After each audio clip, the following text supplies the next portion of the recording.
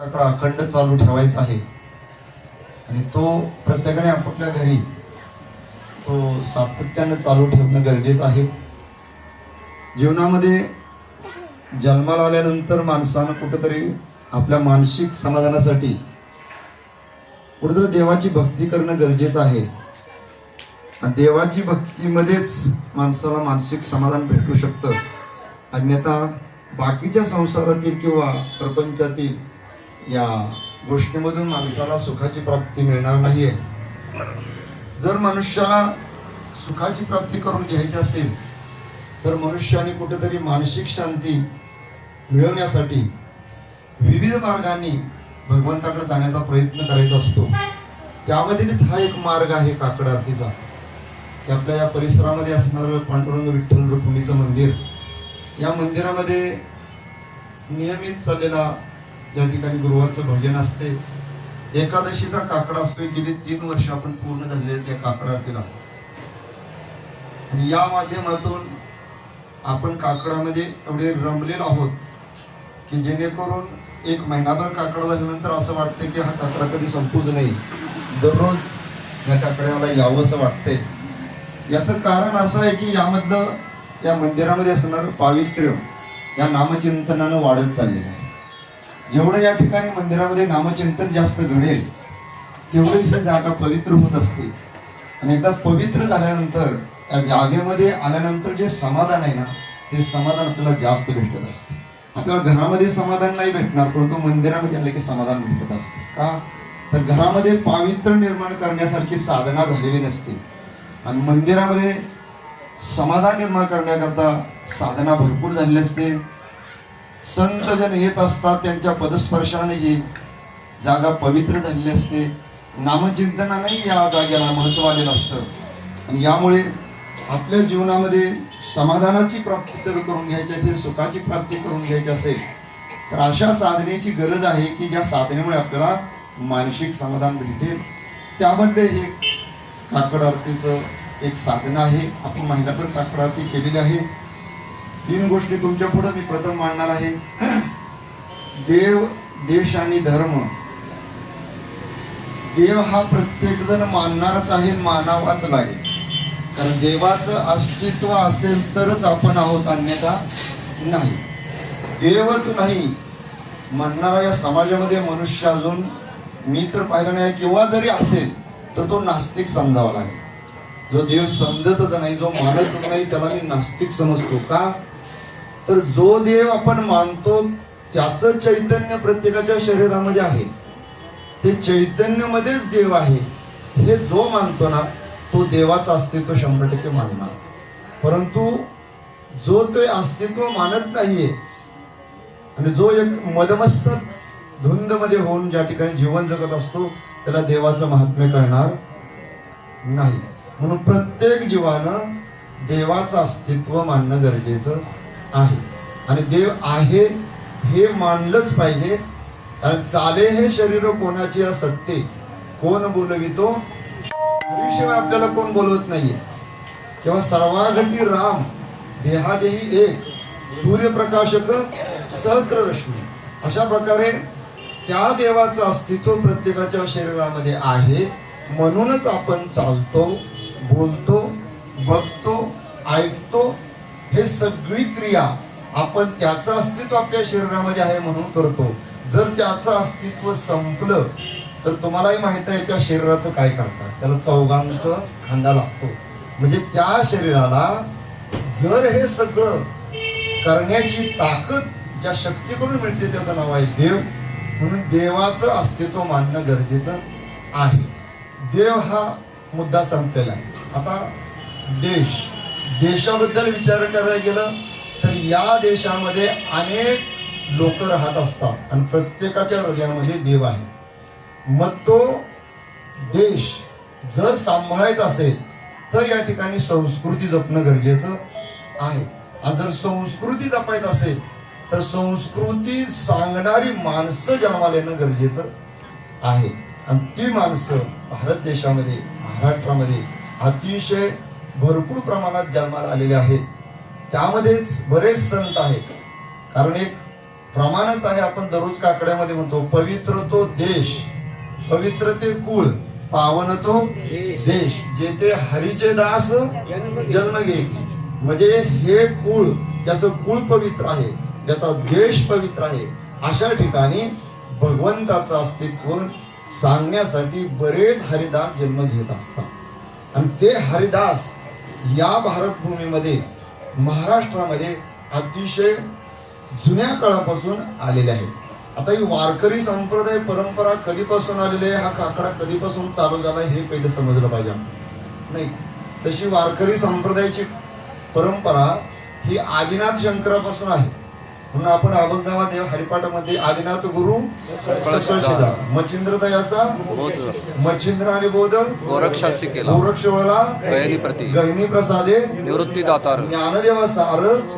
म्हणजे ही परंपरा कुठून आलेली आहे? आदिनाथ शंकरापासून. मी मागल्या वर्षी हा विषय बोलून गेलेलो आहे की भगवान शंकर ज्या वेळा गीता छंदानं वेडे झाले, परंतु गीता नव्हती ते तर गीता तत्वज्ञान होतं. त्या तत्वज्ञानाने वेडे झाल्यानंतर पार्वती माता विचारत होती की देवा हे तुम्हाला कशाचं भेटलं? ते तर हरुमने नेनिजे या. मग भगवान शंकर सांगतात पार्वती माता की या गीतार्थाची थोरी स्वयंशंभुवीवरी ते तर भवानी प्रश्न करी चमत्कारुणी. ती भवानी, ती पार्वती माता भगवान शंकराला विचारते तुम्हाला हे गीता तत्वाचं, गीतेचं वेळ काय लागलेलं आहे? त्यावेळेला भगवान शंकर म्हणतात की देत हरुमने नेनिजे, देवी जैसे स्वरूप तुझे तैसे नित्य नूतन देखीजे. गीता तत्व हे असं आहे की देवी तुझ्या स्वरूपासारखं हे गीता तत्व आहे. म्हणून गीता तत्व हा एक विषय वेगळा आहे आणि तो विषय मी तुला सांगतोय, तर तुला ऐकायचं असेल तर ते करताच जावं लागेल. मग क्षीरसिंधू परिसरी त्या समुद्राच्या खोबणीमध्ये, त्या गुहेमध्ये गेले. पार्वती मातेला जेव्हा भगवान शंकर हे गुह्यज्ञान सांगू लागले, त्यावेळी अशी गोष्ट आहे की तत्वज्ञान सांगायला लागलं की माणसानं झोप येते. बरोबर आहे ना? जर विनोदी विषय असेल तर मनुष्य जागा राहतो, पण तत्वज्ञान सांगायला लागलं की माणसाला झोप येते. म्हणून तो कोबरा एका ठिकाणी म्हणतात की पळोनिया गेली झोप, होते पाप. कोणाला झोप येते? ज्यांचं पाप आड येतं त्याला झोप येते. ज्यांना पाप आड येत नाही ना त्याला झोप येणार नाही. तत्वज्ञान. पण पार्वती माता झोपली. झोपल्यानंतर भगवान शंकरांना वाटलं की आता ही झोपली तर हे तत्वज्ञान ऐकणार कसं, हे याची चिंता लागली. भगवान विष्णू म्हणले हे तत्वज्ञान गुह्य ज्ञान आहे, हे ऐकलं पाहिजे. म्हणून भगवान विष्णू मत्स्य रूपानं म्हणजे माशाचं रूप घेऊन त्या क्षीरसिंधूमध्ये आले आणि त्या तत्वज्ञानाला होकार द्यायला लागले. कारण भगवान शंकरांनी आधी सांगितलं होतं पार्वती मातेला मी तत्वज्ञान सांगतो पण तू होकार दिला. जसं आजोबा गोष्टी सांगत असताना मुलाला सांगतात मी गोष्ट सांगतो पण तू होकार देत असेल तर मी सांगतो, अन्यथा सांगणार नाही. तसं पार्वती मातेला सांगितलं होतं की तू होकार दे, परंतु पार्वती मातेची झोप लागली. आता होकार द्यायचा बंद झाला तर तत्वज्ञान मध्ये संपेल. म्हणून भगवान विष्णूंनी मत्स्य रूपानं होकार द्यायला सुरुवात केली. संपूर्ण तत्वज्ञान होय तोपर्यंत होकार दिला.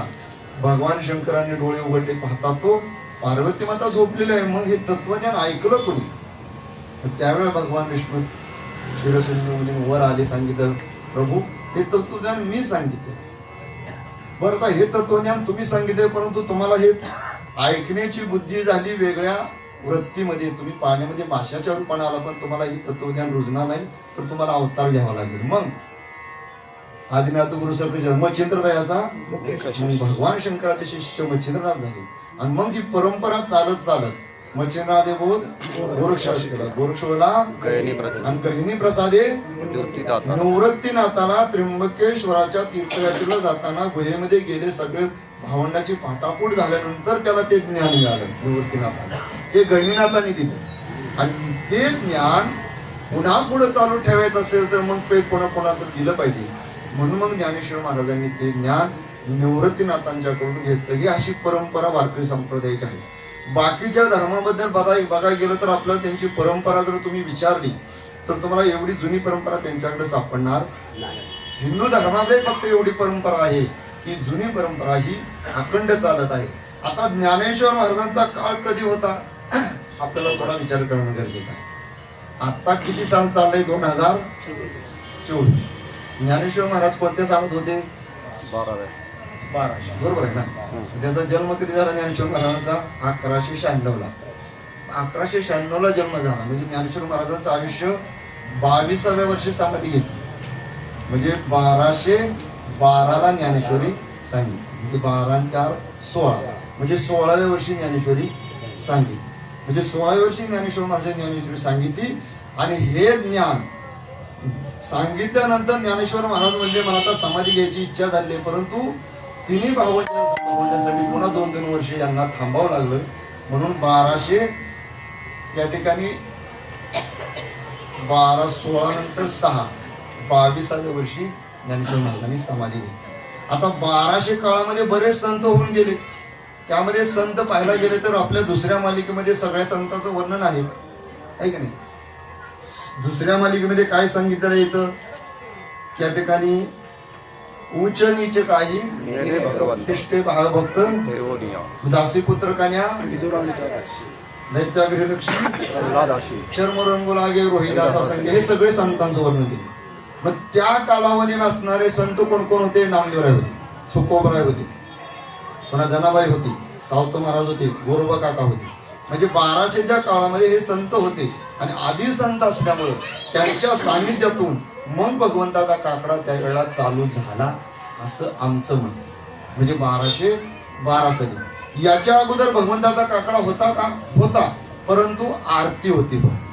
परंतु ज्यावेळेला नामदेवरायांनी जन्म घेतला आणि नामदेवराई ज्यावेळेला भगवंताची पूजा करू लागली त्यावेळेला त्यांच्या मुखातून निघालेले शब्द हे काकड आरतीच्या मालिकेमध्ये आहे. म्हणून नामदेवरायचे जास्तीत जास्त अभंग हे काकड आरतीचे. म्हणून काकड आरती कुठून चालू आहे? 1200 सालापासून. तिथून चालू झाली, ती चालू परंपरा चालू झाली, परंतु 300 वर्ष पुन्हा ती परंपरा लुप्त झाली. म्हणजे 1200 नंतर 1500 सालापर्यंत पुन्हा हे ज्ञान लुप्त झालं. काही लोकांनी ते चालू ठेवलं, पण पुन्हा एकनाथ महाराजांनी 1500 साली जन्म घेतला. आणि मग ते ज्ञान पुन्हा वर काढण्यासाठी ज्ञानेश्वर महाराजांनी त्यांना दृष्टांत दिला की माझ्या कंठाला मुळी लागली, तुम्ही या. मग आळंदीला गेल्यानंतर एकनाथ महाराजांचा पार आहे ना, इथं ज्ञानेश्वर महाराज. मग ज्ञानेश्वर महाराजांची समाधी शोधण्यासाठी एकनाथ महाराज आले, त्यांना सापडली नाही. त्यावेळेस झाडी भरपूर झाली होती. तिथे फक्त सिद्धेश्वराचे मंदिर होतं आणि पिंपळाचं झाड. पिंपळाचं झाड का होतं? तर ज्ञानेश्वर महाराजांनी जन्म व्हायच्या अगोदर त्यांच्या मातेनं त्या पिंपळाला 1000 प्रदक्षिणा घातलेल्या होत्या, म्हणून तो अजून पिंपळ आहे. म्हणून जयाचे द्वारी सोन्याचा पिंपळ, अंग्याचे बळ रेडा पळ, म्हणून ते महाराज श्रेष्ठ. मग त्या पिंपळाचं झाड शोधलं. मग दृष्टांत झाला, सापडेना.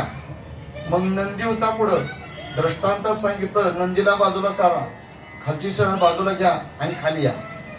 मग दुसऱ्या दिवशी त्या नंदीला बाजूला सरलं, नंदीच्या खालची शिळा बाजूला केली आणि नामदेव आत गेले. एकनाथ महाराज आत गेले आणि मग ती ज्ञानेश्वर महाराजांची तशीच वर आणली आणि ती शुद्ध प्रत करून पुन्हा आपल्यासाठी दिलेली आहे. असं हे परंपरेनं आलेलं ज्ञान आपल्यापर्यंत आलेलं आहे.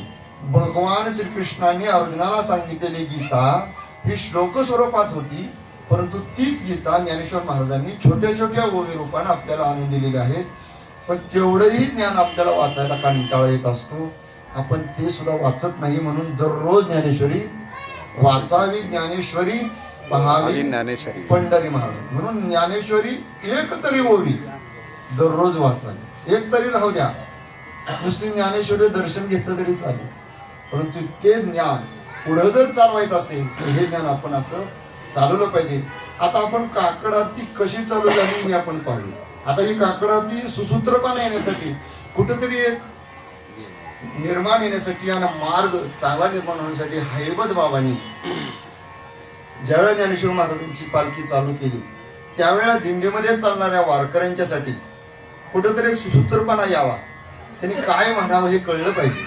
म्हणून त्यावेळेला हैबत बाबांनी काही अभंगाची विभागणी केली आणि त्या सर्व अभंगाची एक सुसूत्रपणा आणण्यासाठी जो आपण आज काकडा करतोय तो काकडा हैबत बाबांनी प्रथम सुरुवात केलेला काकडा आहे. तो वेगवेगळ्या पंथामध्ये, वेगवेगळ्या मार्गाने, वेगवेगळ्या या ठिकाणी दिंडी मालकांनी तो अजूनही तसाच चालू ठेवलेला आहे आणि तोच काकडा आपण आज दररोज करत आहोत. आणि ही परंपरा आपल्याला इथून पुढे अशीच चालवायची आहे. म्हणून काकड आरती श्रेष्ठ आहे. आता ही काकड आरती करताना जो मार्ग दाविलेला आहे त्यामध्ये पहिला भाग आहे तो रूप पाहता लोचनापासून शेवटचा आपण कुठला एक विठाबाई पाठ आहे ना मालिका मग म्हणा रूप पाहता सुख झाले तो हा विठ्ठल तो हा माधव बहुत सुकृताची म्हणून विठ्ठल सर्व सुखाचे वापरक्मा ऐक्य वचन पुढे काय मजरंकाची कर जोडितो आपण असावे म्हणजे ज्ञानोबरायचा पहिला अभंग या मालिकेमध्ये प्रथम मांडले म्हणजे बाप रखुमादेवीवर हे ज्ञानेश्वर महाराजांचं वाक्य. मग ज्ञानेश्वर महाराजांचा हा अभंग प्रथम माऊलींनी हा अभंग रचला आणि आज तागायत 1500 सालापासून आजपर्यंत या अभंगाचं वारकरी संप्रदायामध्ये सुरुवात करताना प्रथम हा अभंग म्हटलाच जातो. याच्याशिवाय भजनच चालू म्हणजे माऊलींनी ही परंपरा आपल्याला लावून दिली आणि ती परंपरा आपण भजन जर कायचं म्हटलं तरी रामकृष्ण हरी भजन झालं की रूपपाता म्हणावंच लागतं. म्हणजे कीर्तन चालू करायचं म्हणलं तरी हा अभंग म्हणावा लागतो. म्हणजे कोणत्याही मार्गाने आपण जर वारकरी संप्रदायाची उपासना करायची गेली तर हा अभंग म्हणावा लागतो. म्हणून रूप पाहता लोचनी सुख झाले व साजनी हा अभंग म्हटल्यानंतर ते देवाचं स्वरूप आठवायचं. आठवल्यानंतर ऐके वचन कमळापती मजरंकाची विनंती मी रंक आहे कर जोडी कथे काळी आपण तुम्ही आमच्या जवळ राहा भाकावी करुणा विनवा पंढरीचा राणा तुकया बंधू म्हणे. आता हा अभंग कोणाचा आहे तुकया बंधू आहे लक्षात ठेवा अजून लक्ष द्या तुकाराम महाराजाचा नाही तुकया बंधू म्हणजे तुकाराम महाराजाचे बंधू यांचा अभंग तुकया बंधू म्हणे देवा शब्द पुढे तुकोबराचे अभंग आहे माझे चित्त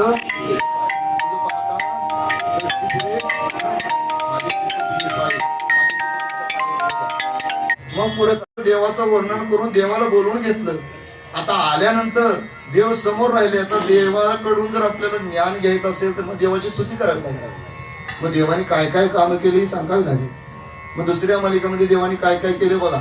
उच्च नीच काही दिष्टे भाव भक्त दासी पुत्र कन्या दैत्या घरी रक्षी शर्म रंगू लागे कबीराचे मागे सज्जन कसाया माया सावत्यास नरहरी सोनार डोक्या मिळ्या संगे नामयाची जणी धर्माघरी पाणी नाम्या सेवे जेवी ज्ञानियाची भिंत अर्जुनाचे रती पक्षी बोय प्रीती चवळियाचे घरी द्वारपाळ बळी कोबाचे ऋण शंभर सुजे सोशी मीराबाईसाठी रामाजीचा झाला घडी माती वाहे पंडित मेहत्याची कुंडलिकासाठी म्हणे मात एवढ्या संतांचं काम देवानी केले.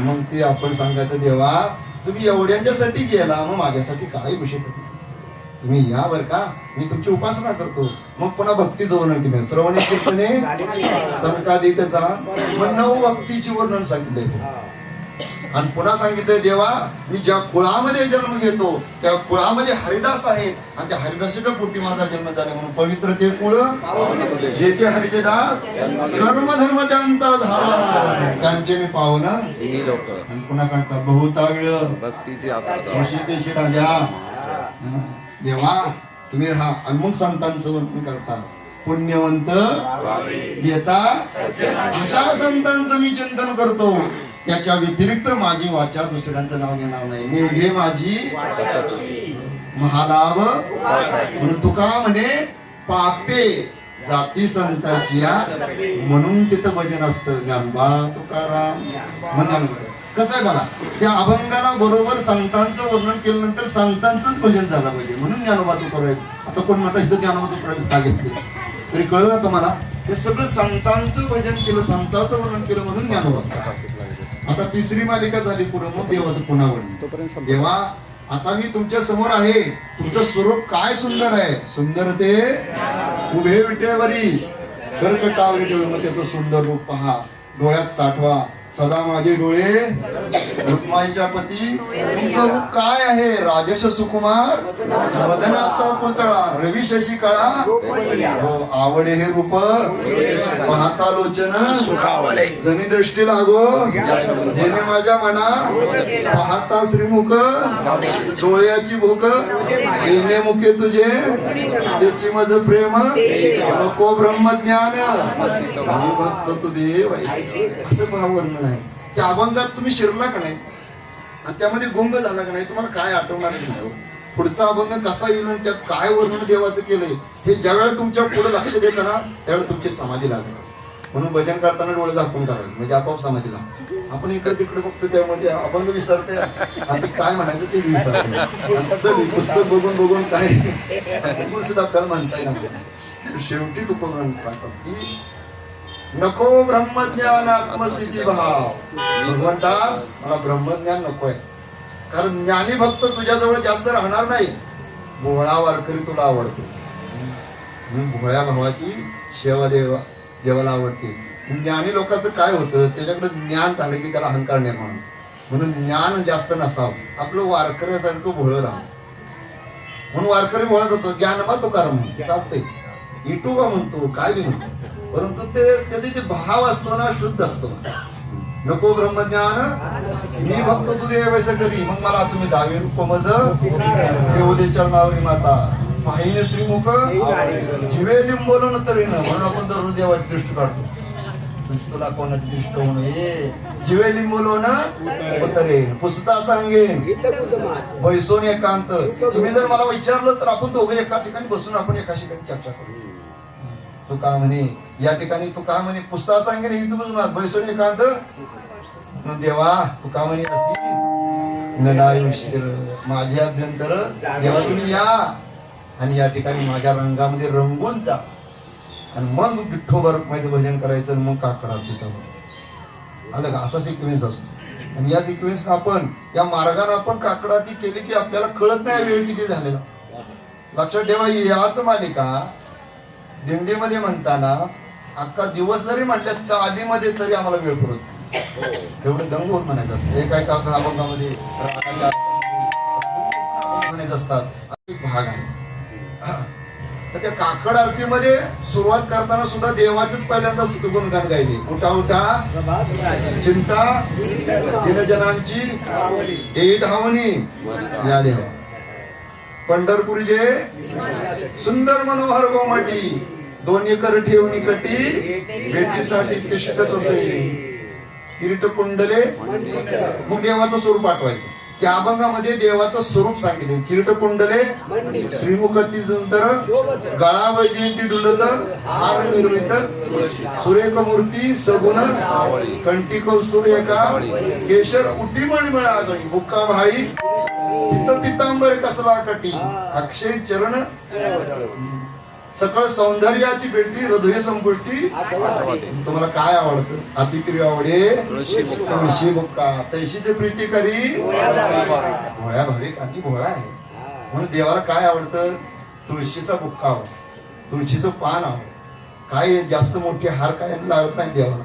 देवाला जाताना काय पंढरपूरला काय घेऊनच जायचं, मोकळं जायचं. एक तुळशीचं पान नेलं तरी देवाला चालतं. म्हणून अतिप्रिय आवडे म्हणून तुळशीची पवित्र माळ गळ्यात घालावी असं आमचं मत आहे. तुम्ही घाला अगर घालू ना, नाही घातली तर काही फरक पडत नाही. शेवटी मेल्यानंतर तुमच्या तोंडात तुळशी पान ठेवतोच आहे. ठेवल्यावर काय तुमचा देह पवित्र होईल असं मला वाटतं. आयुष्यभर केला सगळा घोटाळा खाऊन खाऊन आणि शेवटी तुळशीचं पान ठेवलं काय का तुळशीच्या लाकडात जाळला तरी तो पवित्र होणार नाही. त्याला पवित्र व्हायचं असेल तर जिवंतपणे तुळशी घालावी. देवाला जे आवडतं ते तुम्ही घाला. तुम्हाला आवडते देवाला देऊ नका. तुम्हाला आवडते देवाला सोनं द्यावं, पण देवाला आवडत नाही ना. कुठं जागे व्हावे मन करा भावेचनी ठेवा. मग मला सांगितले धनदारा बंधू वगैरे सर्व मिथ्या आहे जाणून. पैसा देवाला आवडतो का? दानपेटी माझ्या मागं. पैसा देवाला आवडतो का? नाही आवडतो. कारण पैसा माहित आहे, पैसा हा राहणारा विषय नाही. इकडं आला की असं जात असतो. मग पैसे जास्त नादाला लागायचे नाही. जास्त पैसा असला तर माझ्याकडे आणून द्या. पैसा देवाला आवडत धन म्हणजे पैसा जवळ असणारा जास्त तो पारमार्थिक असेल असं सांगता येत नाही. क्वचित लोक असतात की पैसा भरपूर आहे पण परमार्थासाठी ते दान करतात. तसे भापकर साहेब भरपूर दान करतात. आहे पैसा परंतु भगवंताच्या सेवेसाठी ते दान करतात. आमचे जाधव महाराज तर देवासाठी धन पडतात किती सकाळपासून संध्याकाळपर्यंत पळत असतात महाराज. तन मन आणि धन 3 गोष्टी आहेत महाराज. पैसा नसेल त्यांनी तनाने सेवा करायची. ज्याच्याकडे धन आहे त्यांनी धनाने सेवा करायची. ज्याच्याकडे मन आहे त्यांनी घरी बसून मनाने सेवा करायची. पण मनाने सेवा होत नाही बरं का. मनानं तुमची सेवा मन इतकं विचित्र आहे ते कुठं भरकटल सांगता येत नाही महाराज. म्हणून मनात सेवा होत नाही. मग धन देवाला आवडत नाही. काय सांगतात धन दारा म्हणजे बायको सुद्धा शेवटपर्यंत येत नाही. येते का तेवढे पुरतील. हा लक्षात ठेवा. धन दारा मुलं आवडतात. हे सगळं खोटं आहे सांगतात तिथं. आता खोटं आहे म्हणाल तर आपण तिथंच गुंतलोय. धनदारा पुत्र जन म्हणजे काय. जन हे दिल्या घेतल्याचे अंतकाळाचे धनदारा पुत्र जन. बंधू सोयरे बंधू म्हणजे भाऊ. सोयरे म्हणजे पाहुणे. पिशून म्हणजे दुर्जन आपले समाजातील लोक. हे सर्व मिथ्या म्हणजे खोटं आहे. शरणरी गा आता हे जमल का आपल्याला. एवढं सगळं जमल का. हे सगळं सोडून देवाकडे यायचं नाही जमणार. म्हणून तर आपण देवाकडे लवकर जात नाही. आणि जात नाही म्हणून आपल्याला पुन्हा पुन्हा जन्म घ्यावं लागतं. कळलं. देवापर्यंत गेला की तुमचा मनुष्य संपला जन्म. तुम्ही देवाच्या स्वरूप झाला एक हे झालं. देव स्वरूप झालं की तुम्हाला पुन्हा जन्म नाही. मग पुन्हा जन्म घ्यायचा असेल तर 2 गोष्टी साध्य कराव्या लागतात. एक पाप आणि पुण्य हे समान ठेवावं लागतं. म्हणजे पाप बी करावं लागतं पुण्य बी करावं लागतं. सगळंच पुण्य केलं तर मग देवाच्या जवळ गेला. आणि मनुष्य जन्माला यायचं असेल तर मग केले कर्म झाले त्याची भोग आले उपजले मेले. म्हणजे पाठीमागचं जन्मात असलेलं पाप हे आपल्याला पुढं जन्माला घेतं. ते पुन्हा सांगतं की बाबा हे पाप कमी कर तू पुण्य वाढव. परंतु आपण तिथं विसरतो. पुन्हा पाप वाढवतो आणि पुन्हा या ठिकाणी असे 84 लक्ष योनीमध्ये फिरतो. म्हणून धनदारा पुत्र जनबंधू सोयरे पिशून सर्व मित्र आहे जामर्शन रेगा माया विघ्ने भ्रमला म्हणता मी माझेनी. हे तो संपत्तीचे वारे. माझं घर म्हणतोय बसतोय घरी पण किती दिवस बसणार. माझं घर आहे. हे घर कोणाकोणाचं आहे. दासपद वाचा. दासपद वाचलं का. दासपदामध्ये चिंता नाही. हे घर कोणाचं आहे. हा घरामध्ये मच्छर असतात ते म्हणतं माझं घर आहे. घरामध्ये डेकणं असतात ते म्हणतात माझं घर आहे. घरामध्ये कॉक्रोच हे तर जुळलं तर लयच असते. ते सगळ्या किचन घरामध्ये जुळत ते म्हणतात ही ट्रॉली माझी आहे. इथं कोणी आज नाही. ते त्याला वाटतं की ते माझं घर आहे नाही का. घरात मांजर पाळते म्हणतं माझं घर आहे. दुसऱ्याला येऊन देत नाही मांजर घरात. कुत्रा पाळतो तो म्हणतो माझं घर आहे. तो म्हणतो मनुष्य माझं घर आहे. त्या घरामध्ये एवढे जीव राहत असतात. हे सगळे जीव म्हणतात माझं घर आहे. मग घर कोणाचं आहे. कोणाचंच नाही. घर विटा मातीच आहे. ते आलं तसं पडणार आहे. तुम्ही त्यात फक्त वास्तव्याला आला आहात आणि ते 7-12 उतारा तुमचा आहे. पण तरी सुद्धा वर्षाला तो खंड भरावा लागतो. नाही भाड्यानंच तुम्ही राहता. भाड्यानं आहे का नाही. तुम्ही सोसायटीला वर्ष भरता का नाही. महानगरपालिका दर वर्षाला. म्हणजे आपलं घर आपण भाड्यानंच राहतोय. आपलं असून म्हणजे आपलं असून आपण भाड्यानं राहत असतो याची जाणीव व्हावी म्हणून तर सांगितलंय. माया विघ्ने भ्रमला म्हणता मी माझेनी. हे तो संपत्तीचं वारा आहे. ज्याला जास्त संपत्ती जे 10-12 बंगले असतील. ज्याला कमी संपत्ती त्याला 2-4 बंगले असतील. ज्याला थोडी संपत्ती त्याला थोडं घर असेल. ज्याला काहीच नाही तो खोपटात राहिला असेल. कुठेतरी राहिलायच ना. संपत्तीचे वारे साचोकारे त्यात आहे. आयुष्य जात आहे. आयुष्य जात आहे. काळ खातोय. तुम्ही म्हणताय आपलं वाढदिवस नाही हो. घट दिवस आहे. तुम्ही घटताय एक दिवस वाढत नाही. तुम्ही नुसतं वयानं वाढताय पण विचारानं घटताय. मला तसं जसं मोठं होईल तसं माणसं लय शानी होईल म्हणते ते. बाबा मला काय माहिती नाही. जसं मोठं होईल तसं त्याला ज्ञान भरपूर येतं. आणि ज्ञान भरपूर झालं की ते त्याला दुसऱ्याची ऐकण्याची वृत्ती राहत नाही. म्हणून आयुष्य जात आहे पहा. काळ जपत असे स्वहिताचा गोरवा त्या देवाचं चिंतन करा. म्हणून ते आपला देह कधी जाईल माहीत क्षण भंगूर नाही भारे सावध तोडा माया काही नचले मंगळा पडेल बसा पुढे उशार आहे थोडं म्हणून हे अशा प्रकारे तो अभंग विष्णुदास विनामा बोलू नका धरांतर निजे न चुका नेमा हरिभक्ती म्हणून नामदेवराची अभंग आहे. पण पुढे सांगतात उठा उठा साधू संत साधा आपली जाईला हाणत दे जाईल बाबा उठ उठ जन्म येऊन काय केले सकाळी उठ लवकर आळस करू नको काय जागच येणार आलाम लावला तरी झोपतोय असं बंद करून उठायच जमणं झाले की काय करावं काय पण झालं आमचे बाळासाहेब म्हणतात उठतोय पण काय ते आलाम बंद करून झोपते पण उठत नाही बघा पहाटे पहाटे जाग आधी पहाटे अतिशय पवित्र वातावरण असतं म्हणून 4:30ला माणसानं उठलंच पाहिजे बघा आता उद्यापासून आता झाले मोकळं देवा वास बाबा तुमचा काकडा आता उठत नाही आता दिवस उगवल्यानं उठतो बाबा म्हणून पाठवून करायचं उठा उठा प्रभात झाली उठा उठा साधू संत साधा फुलेले इथं जायला हा निर्णय का म्हणून काही साधू म्हणून उठवणी वेगेशी कुठं जायचं रावळाशी जायचं चालायला नाही आता रावळाशी जाऊ नका तुम्ही योगाला जावा व्यायामाला जावा काकडा करत जावा आता काकडा पाठ करायचं असेल तर असंच करायचं सकाळी उठलं की तुम्हाला तर जोडीला कोण नसतं ना असं फिरत राहायचं आणि वाचत राहायचं आपण प्रकारात वाटतो म्हणजे पहाटेचं वाटलेलं वाचलेलं लक्षात राहतं म्हणून आपल्या लहान मुलांना आपण म्हणत असतो पहाटे अभ्यास केलेला चांगला असतो तसं तुम्ही याचा अभ्यास करा काकड्याचा पहाटेचा पुढच्या वर्षी सर्वांचा काकडा पाठ झाला पाहिजे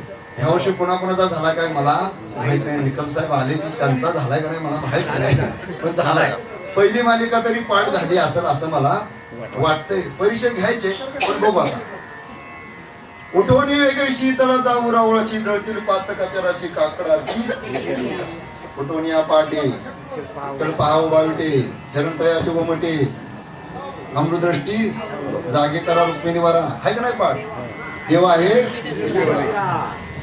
निदुसो राहिले म्हणजे तो सोंग घेतलंय देवानं देव झोपला देव झोपल्यावर आपण झोप जगल का देव आपण झोपतो पण देव जागा असतो म्हणून तर सकाळी उठल्यानंतर आपण उठतो आपण झोपल्यानंतर देव म्हणते हे झोपले आपण जावं निघून मग सकाळी उचलाय लागला आपल्याला म्हणजे आपण जरी झोपलो तरी आतले ठोके चालू करणारा तो देव आपल्याला झोपेत सुद्धा जाग ठेवतो याचं भान आपल्याला राहिलं पाहिजे म्हणून अवघे हरिजन आले रावळा पुन्हा बघा काहू तुम्ही निश्चिंतीने मानेले सुख मग पुन्हा म्हणतात उठा पांडुरंगाता दर्शन द्या सकळा दर्शन द्या सकळा झाला हृदय सदीची पुन्हा मध्ये देवाला मारायची उठा हृदय प्रकाश घंटा गजर गर्जनी हरी चौघडा सुरू झाला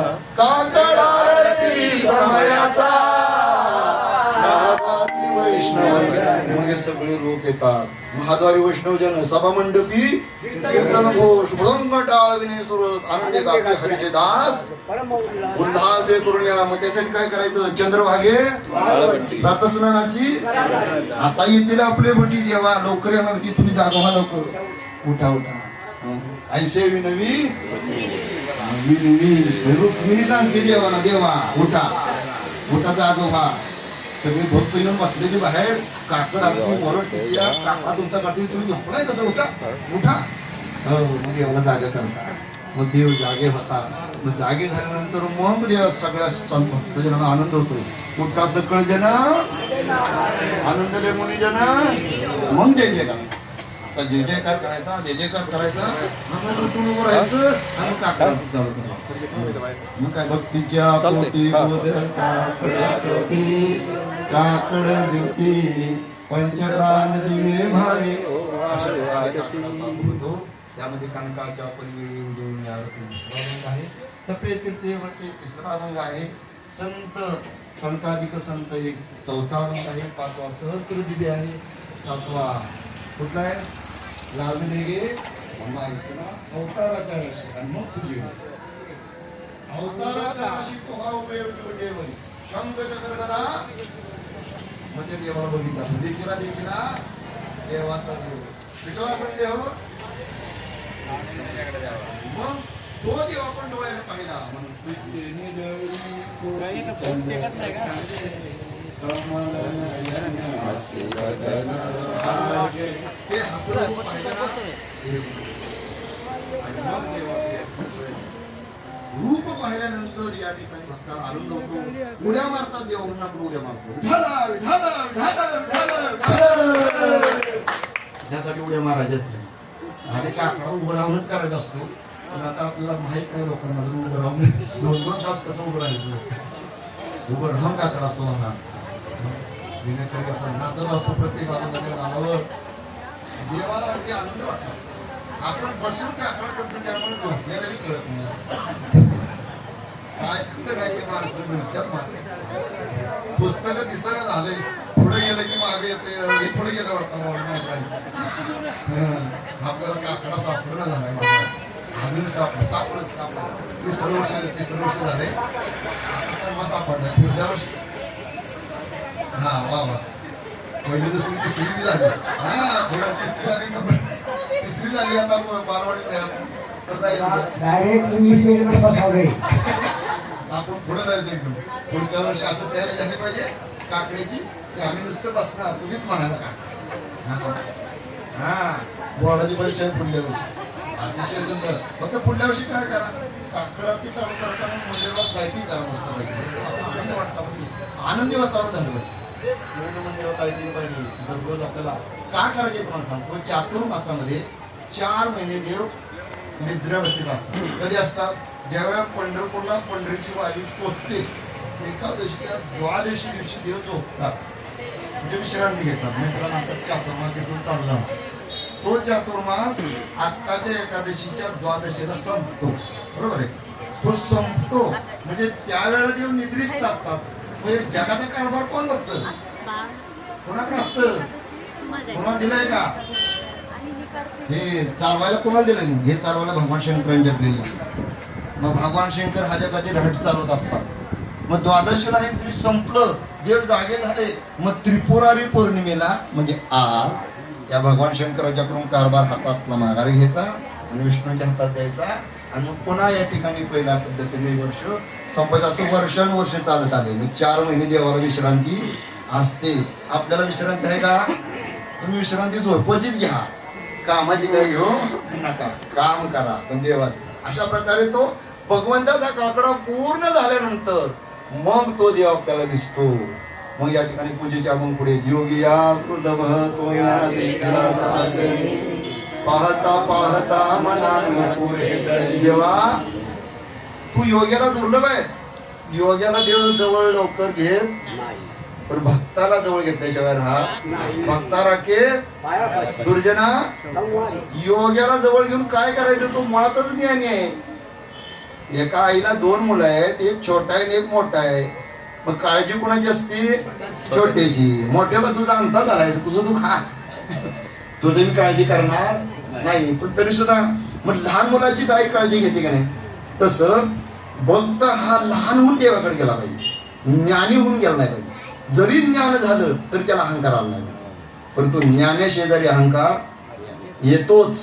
म्हणून ज्ञान असावं पण अहंकार रहित असावं. म्हणून तर शेवटी अभंग म्हटला जातो, अकल्पायुष्य व्हावे माझ्या सकाळ कल्पनेची बाधा. कल्पना म्हणजे अहंकार. अहंकार नसावे. मला हे येतंय आणि माझ्याशिवाय काय चालतंय यांचं असं म्हणायचं. कुणाशिवाय काय चालत आडत नाही. सगळं चालत असतं. तुम्हाला वाटत असेल मी आहे म्हणून घर चालतंय, तुम्ही जाऊन बघा. काळजीच करू नका, तुम्ही जागा खाली करा, तुम्ही अडचण करू नका. म्हणजे प्रत्येकाला वाटतं की आपण असल्यामुळे होते, परंतु नाही, चालवणारा तो आहे. असे किती आले आणि किती गेले. जमिनीच्या बांधा म्हणतो ह्या हे दिसणारे सगळं माझंच आहे. कुठपर्यंत आहे तोपर्यंत. तू गेल्यावर दुसरा आहे तो उभा राहतो. अशी किती येऊन गेली, मी जाग्यावर झाली का? माझी विभागणी केली तुम्ही. काय विभागणी झाली तुम्हाला माहित आहे. भरपूर मुलं झाली की पाठीमाग जनता वाढली की मग ह्याला अर्धा गुंठ, त्याला 1 गुंठ, त्याला 5 गुंठ, अजून काही दिवसांनी उभं राहायला जागा भेटणार नाही. अशा प्रकारे योगिया दुर्लभ तो मला दिसला. आणि म्हणून मला आनंद झाला. आता कोठे तुमचे चरण भाग गेला अशी न गेला. तो आनंद झाला आपल्याला.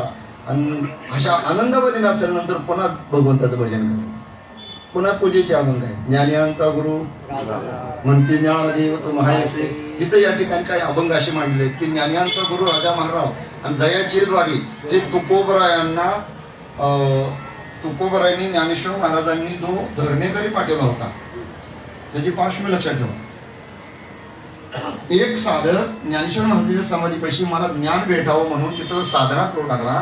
ज्ञानेश्वर महाराज प्रसन्न झाले आणि त्यांनी सांगितले की तुम्हाला काय पाहिजे? मला तुमचं ज्ञान पाहिजे. बस. पण ज्ञानेश्वर महाराज म्हणजे ज्ञान पाहिजे असेल तर आता इथलं ज्ञानदानाचं केंद्र बंद झालेलं आहे.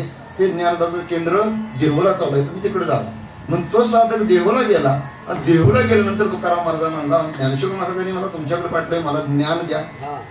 त्यावेळेला तुकाराम महाराजांचा ज्ञानोबर आहे काय तुमचं काय गणित काय कळत नाही राव. तुम्ही किती मोठे आहात. ज्ञानियांचा गुरु मग तिथला आहे. त्या धरणे करायला सांगितले. ज्ञानियांचा गुरु राजा महाराव म्हणते ज्ञान देव तुम्हाचे मज पामर आहे काय थोर. कशाला मला थोर पण देता? पायीचे वाहन खालीच बरं आहे. मला ज्ञान नको आहे. तुमचं सौंदर्य तुमचं काय संपत्ती आहे. मग दुसरा मग आहे जयाची द्वारे तुमच्या द्वारामध्ये सोन्याचा पिंपळ आहे. एवढं तुम्ही श्रीमंत आहात. खरंच सोन्याचा पिंपळ आहे का? उद्या जावा एक पान घेऊन या. सोडले मला जयाची द्वारे. आता खरा जो भक्त आहे तो त्याला सोन्याचं पिंपळ सोन्याचंच पान दिसेल. पण बघा तुम्ही उद्या प्रयोग करा. सोनं पाण्यावर तरंगतं का? बुडतं का नाही? उद्या पिंपळाचं पान घ्या आणि त्या इंद्राणीमध्ये टाका. बुडलं तर ते सोनं आणि तरलं तर ते बघा प्रयोग करून जमतंय का? किती पानं टाकली तर आपलं पान बुडणार. आपल्याला तर सोन्याचा पिंपळ दिसणार नाही. आपली दृष्टी तिथपर्यंत गेलेली नाही. म्हणून जयाची द्वारी सोन्याचा पिंपळ अंगी ऐसे बळ रेडा बोले. रेड्याला बोलण्याची ताकद तुमच्यात आहे माऊली. निर्भूत प्राणी रेडा रस्त्यावर उभा राहिला हरण वाजवला तर रेडा माग बघतो टॉय करतो नुसता पण हालत नाही. त्याला कळत नाही बाजूला सांगायचं. म्हणजे अशा रेड्याला रेडा कधी सरकशीत असतो का? कारण त्याला वळवायला त्याच्याकडे मास्टरच पाहिजे. असं ना माऊली सारखा दुसरा कोण मास्टर चालणार नाही. मग रेड्याला बोलण्याचं बळ माऊली तुमच्यात आहे. असे तुम्ही आहात. आणि तुमच्यासाठी मी कशात माझ्यासाठी हा धर्म करी पाठवला. मग पुन्हा श्री पंढरीशा पतित पावना एक विज्ञापना पायापाशी हा अभंग सर्व पाहून घ्या. या मालिकेमधला शेवटचा अभंग आहे अवघ्या उपचार. पण आपण ते काही अभंग कमी केले कारण जास्त मोठी मालिका झाली आणि जास्त अभंग झाली तर हे म्हणतील लेचनी पाला लावले. मग स्वामीचे येण्यापर्यंत आपण करू आवडीने वाद तुमच्या सुखाचा संवाद इथपर्यंत आलो. आणि इथं झाल्यानंतर पुन्हा भजन करून पुन्हा शेवटच्या मालिका चालू होते. चित्ती तुझे पाय डोळा रूपाचे ध्यान रूपाचे ध्यान अखंड मुखी नाम तुमचे वर्णावे गुण. देवा आता मी तुमचा भक्त झालेलो आहे. फक्त माझं एक करा. चित्ती तुझे माझ्या चित्तात तुमचे पाय राहावे. डोळा रूपाचे तुमच्या डोळ्यात माझ्या डोळ्यात फक्त तुमचं रूप पाहू. अखंड मुखी नाम तुमचे वर्णावे. हेची एक तुम्हा मागतो मी दाता. देवा तुमच्याकडे मागणं मागतो. तुम्ही मला अंतर देऊ नका. तुका म्हणे आता नका देऊ. पुढे काय होईल सांगता येत नाही. आज मी झोपले उद्या उठतोय का नाही मला माहित नाही. पण आज आहे तोपर्यंत तुम्ही फक्त मला जवळ करा. आणि ते जवळ केल्यानंतर मग पंढरीचं वेळ लागतं. संपदा सोहळा लागला टकळा पंढरीचा जावे पंढरीशी आवड मनशी कधी एकादशी आषाढी हे म्हणून काकडा झाला की पंढरपूरला जायचं असतं. आपण जातो नाही पंढरपूरला. मग संपदा सोहळा तो सोहळा फार मोठा. हे बाकीचे सोहळे सोडून द्यावं. आपण लय सोहळे करतो. लग्नाचा सोहळा करतो. डबल लग्न करतो. काय सांगतो काय सोहळ्याचं कौतुक असतं मला माहित नाही. मला मुलाचा सोहळा करतो. बारशाचा सोहळा करतो. हा बरंच सोहळ करतो. वास्तुशांतीचा सोहळा करतो. लय सोहळ करतो. पण हे सोहळं सगळं काय आहे तेवढ्या पुरतच असतात. एक दिवस राहतो. दुसऱ्या दिवशी तिसऱ्या दिवशी संपलं. त्या सोहळ्याला किंमत राहत. पण आमचा वारकऱ्याचा सोहळा कधी कमी झालाय का? त्याचं किंमत कमी झालंय का? आज 1000 वर्ष झाली वारी चालू आहे. पण वारकऱ्याचा सोहळा न बोलावता वारकरी आळंदीला हजर राहतो. कोणाला पत्रिका बी नसते. बाबा या वारीला नाही. सगळे वारकरी येतात आणि आनंदाने जात असतात. न सांगता कळे अंतरीचे गुज. आता तुझी लाल ज्याला न सांगता पारमार्थ कळतो ना तो खरा वाटतो. म्हणून संपदा सोहळा नावडी मनाला. या अभंगानंतर आपला काकडार्थ इथं संपत असतो आणि संपल्यानंतर पुन्हा वासुदेव प्रकरण आपण घेत असतो. वासुदेवामध्ये कसं आहे, वासुदेव पहाटे येत असतो, येतो का नाही? आपण पहाटे झोपलेलो असतो, त्या ठिकाणी ते टाळ वाजू देतो, वासुदेवाला हो वासुदेवाला सकाळच्या पारी हरिनाम बोला. मग तो सांगत असतो, गातो वासुदेव मी ऐका, चित्त ठाई ठेवून भावे ऐका, डोळे झाकून रात्र करू नका, काळ करीत बैसला राम राम स्मरण. म्हणून त्यावेळेस सांगता तो वासुदेव सांगतो, तुम्ही उठा, मृत्यू लोकी एक नगर. पुन्हा वासुदेव झालं की पुन्हा जगजोगी येतो. जागता जगदेव राखा आहे भाव. आणि मग तो जगजोगी जागा झाल्यानंतर मग पांडुरंग हरी जय जय वासुदेव हरी वासुदेवाचं भजन होतं. आणि मग पण आंधळ्या पांगळाचं प्रकरण चालू होतं. मग त्यामध्ये तर इतका बोध केलाय समाजाला, आपण ऐकतोय लोकांच्या, नाही का? पूर्वजन्मी पाप केले ते बहुविस्तारिले, विषय सुख नाशिवंत सेविता तिमिर कोंदले, 84 लक्ष योनी फिरता दुःख भोगिले, ज्ञानदृष्टी हरपली दोन्ही नेत्र आंधळे, धर्म जागो सदैवाचा.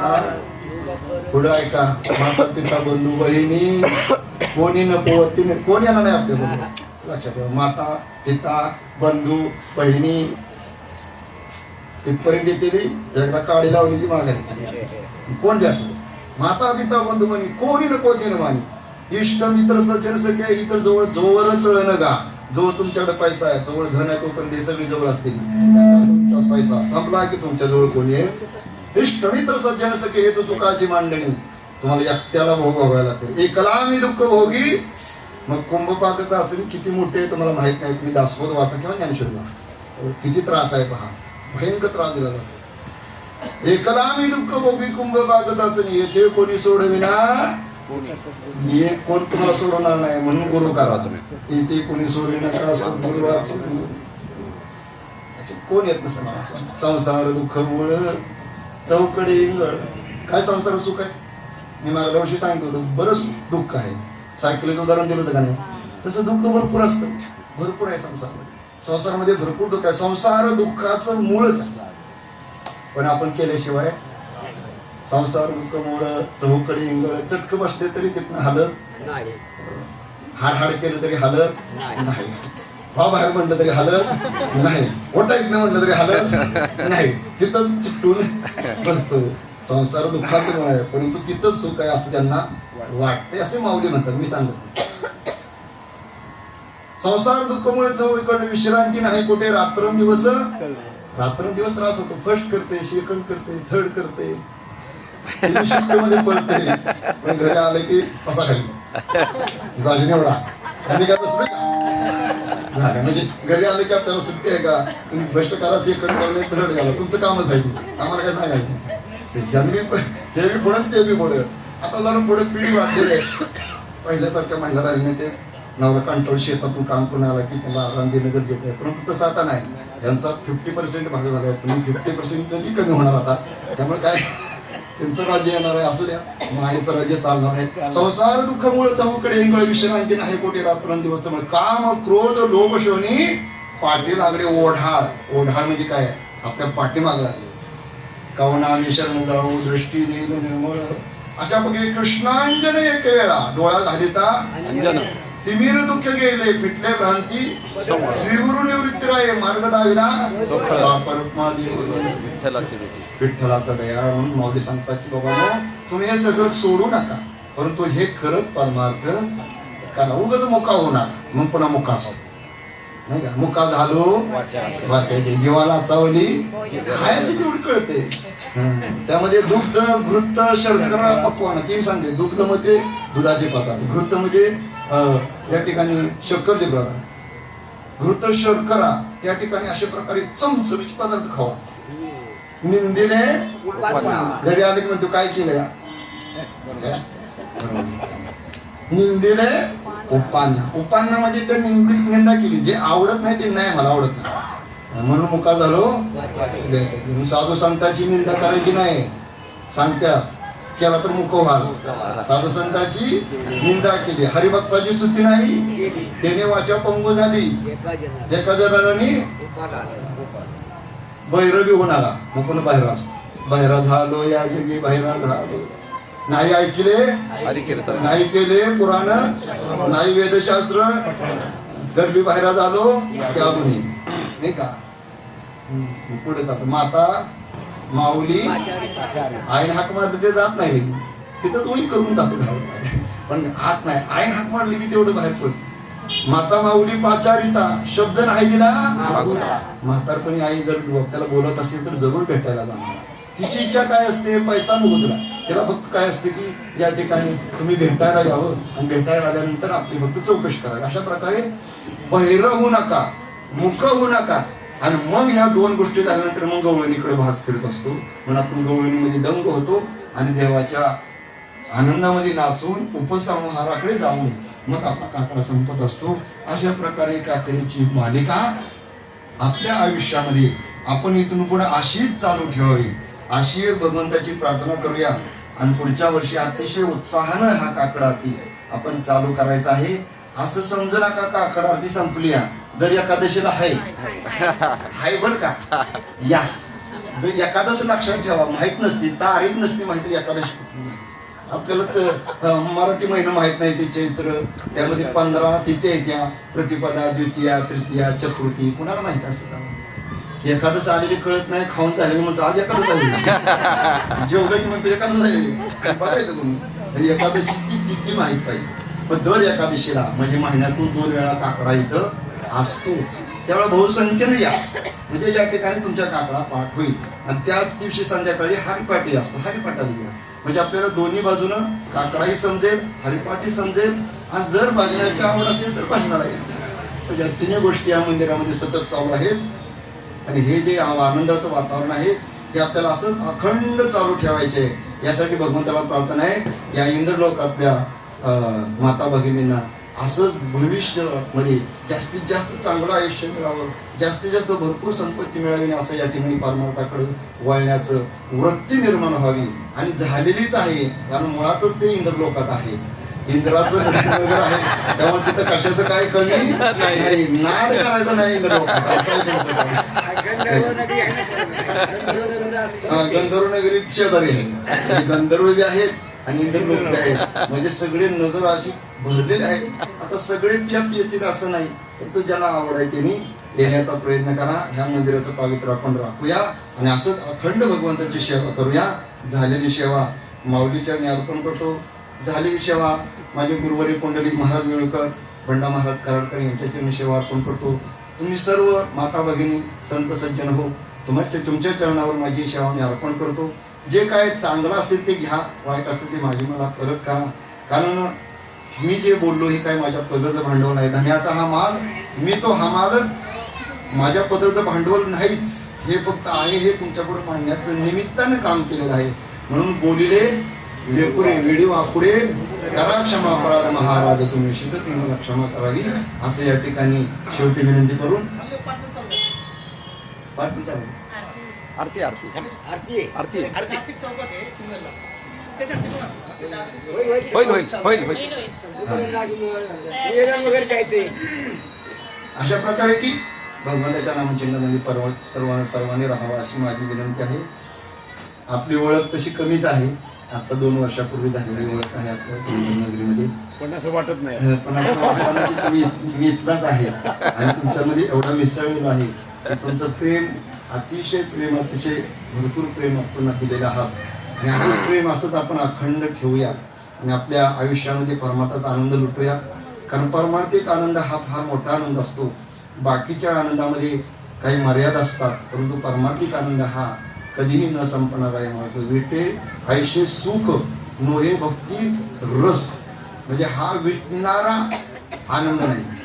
म्हणजे विटतं काय, प्रपंचातलं सुख विटतं, परंतु परमार्थाचं सुख विटत नाहीये, तर ते फळाला येतून ते वाढत राहत असतं. आपल्यामध्ये सुद्धा सुख हे सतत आनंद वाढत राहिले पाहिजे, यासाठी परमार्थ केलं पाहिजे महाराज. परमार्थ करण्यासाठी बंधनं आहेत, पण बंधन काय पाळण्याची गरज नाही. मग तुम्ही म्हणाल मग हे खाऊ नका, हे खाऊ नका, ते पिऊ नका, आता हे सगळं सांगितलं तर ते जरा थोडं अवघड होईल. कारण कसं आहे ते एकदम कसं आहे, आता तुम्हाला सांगतो, हरिपाठ तुम्ही बघितलाय ना, हरिपाठ देवाकडे एखादा जर भक्त येत असेल ना तर त्याला एकदम सांगायचं नाही की मोक्षच मिळेल म्हणून, तुला हे सगळं करावं लागेल. तर सगळं पुस्तक त्याच्यापुढे मांडलं तर ती म्हणाल ही लय मोठं आहे, अवघड आहे, हे काय नाही. म्हणून इथं 2-3 वर्षात तुम्हाला हळू हळू हळू हळू गाजर दाखवून कसं तरी ओढून घेतलंय. आता तुमच्या पुढे बोजा टाकणार आहे. असा बोजा टाकणार की नको बाबा हे बार मारत, पण निर्डावली ती बरं का, ऐकत नाही. ते म्हणणार हे बुवा सांगते काय ती आपण नाही ऐकणार, आम्ही काय सोडणार नाही. खाण्याचं खाणं याचं दिलं पडायचं काय जन्मात आहे, येऊन खाऊन पिऊन मजा करायची. परंतु थोडं जरा कंट्रोल पाळणं गरजेचं आहे. काही लोकांच्या वृत्तीमध्ये बराच फरक पडलेला आहे हे मला अतिशय जाणवलेलं आहे. कारण 2 वर्षापूर्वीमध्ये गंधर्व नगरी आणि इंद्रलोक कॉलनीमध्ये जी लोक आहेत त्यांच्यामध्ये असणारा जो वृत्ती होती त्याच्यामध्ये 2-3 वर्षांमध्ये बराच फरक पडलेला आहे. जवळजवळ 50% फरक पडलेला आहे.